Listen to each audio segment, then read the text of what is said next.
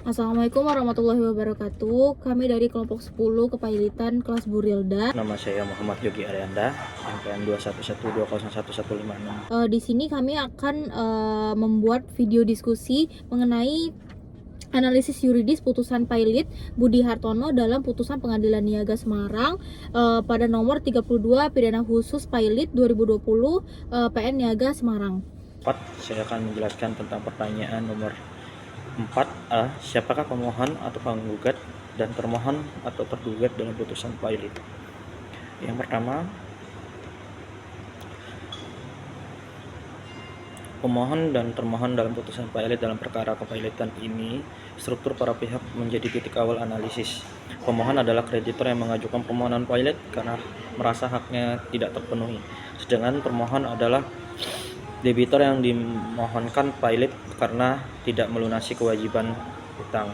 Berdasarkan pasal 2 ayat 1 Undang-Undang Nomor 37 Tahun 2004 tentang Kepailitan dan Penundaan Kewajiban Pembayaran Utang atau UKP, permohonan Pailit dapat diajukan oleh kreditor terhadap debitor yang memiliki 2 atau lebih kreditor dan tidak sanggup membayarnya sedikit satu utang yang telah jatuh tempo dan dapat ditagih. Posisi hukum ini menegaskan bahwa pemohon memiliki kedudukan sebagai pihak yang dirugikan, sementara termohon adalah pihak yang lalai memenuhi kewajiban. Hubungan kreditor dan debitor ini bukan sekedar hubungan privat, melainkan hubungan hukum yang diakui oleh undang-undang, sehingga memberikan legitimasi bagi kreditor untuk membawa perkara ini ke pengadilan niaga. Dengan demikian, identifikasi pemohon dan termohon tidak hanya bersifat formal, tetapi juga mencerminkan adanya kepentingan yang nyata untuk dilindungi. Pertanyaan yang kedua, yaitu apa alasan mengajukan permohonan Pailit tersebut? Alasannya, pengajuan permohonan Pailit yaitu dalam perkara ini berakar pada ketidakmampuan debitur untuk melunasi hutang yang telah jatuh tempo dan dapat ditagih. Kreditor merasa dirugikan karena piutang tidak dibayarkan, padahal kewajiban tersebut jelas dan sah menurut hukum dalam doktrin kepailitan. Keadaan ini disebut insolvensi, yaitu kondisi di mana debitur tidak mampu memenuhi kewajiban finansialnya. Permohonan Pailit diajukan semata-mata karena adanya utang, tetapi karena syarat kepailitan sebagaimana diatur dalam Undang-Undang Kepailitan terpenuhi. Terdapat lebih dari satu kreditor, terdapat utang yang jatuh tempo dan utang tersebut tidak dibayarkan.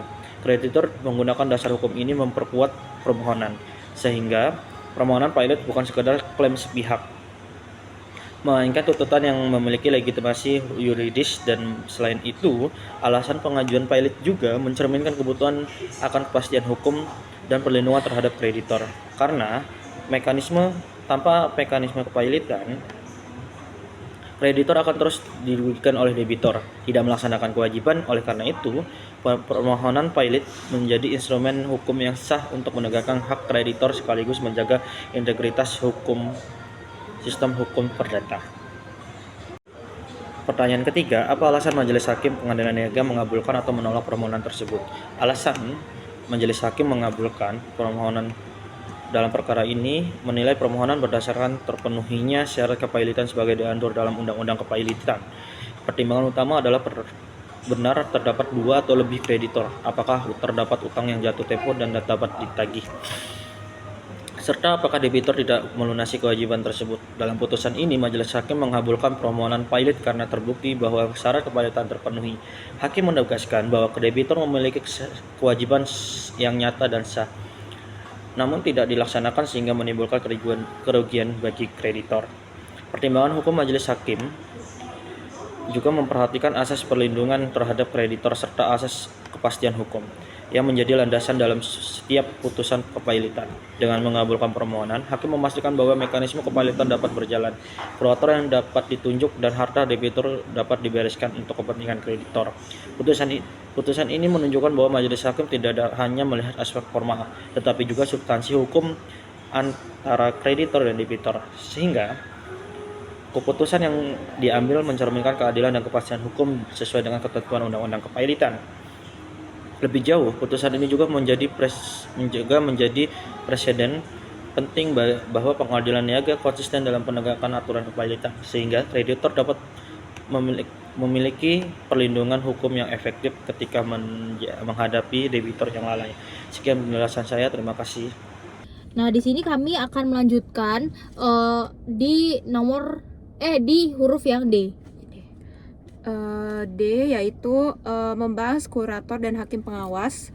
Dalam putusan ini majelis hakim menunjuk yaitu Betsy Siske Manoe SHMH sebagai hakim pengawas, serta mengangkat Raymond James Halomon SHMH dan Melki Simamora SH sebagai kurator.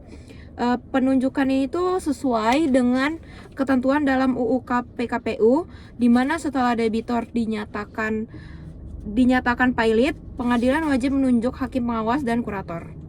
Lalu selanjutnya hasil diskusi kami mengenai tentang akibat hukum putusan pernyataan pailit dan juga kapan putusan tersebut itu mulai berlaku menurut UU PKPU. Nah, di sini saya akan menjawab akibat hukum utama dari putusan pemberesan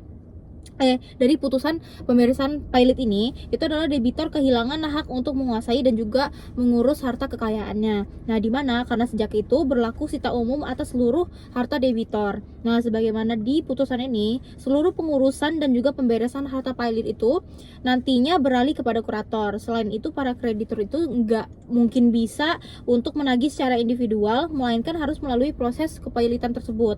Nah, sesuai prinsip yang sudah ada. Nah, terkait berlakunya putusan berdasarkan UUK, putusan pailit itu berlaku saat diucapkan oleh pengadilan, bukan karena setelah ingkrah. Nah, jadi dalam perkara yang kami diskusikan ini, sejak tanggal putusan dibacakan, debitor itu langsung berada dalam keadaan pailit dan juga seluruh akibat hukumnya langsung berlaku. Sekian dari kelompok kami, kelompok 10 kepailitan. Assalamualaikum warahmatullahi wabarakatuh.